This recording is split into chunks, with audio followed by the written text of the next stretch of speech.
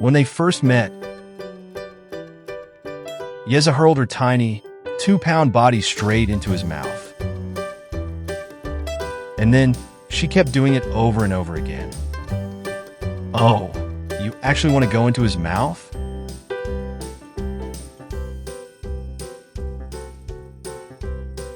Right away, we knew there was something special. Starting right there,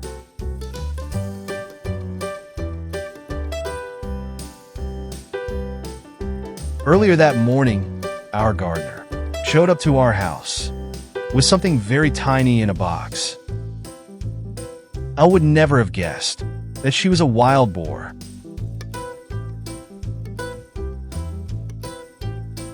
She was only a couple of hours old and so tiny. She was the size of an iPhone. We searched for her mother everywhere, but it looked like she might have been abandoned.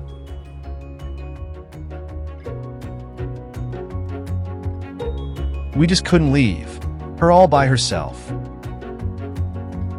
We decided to call our vet friend and got to work ourselves.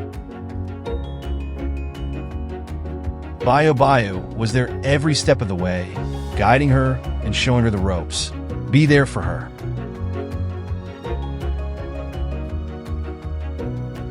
She started eating solids because she saw him do it. He always let her eat, first out of his own bowl.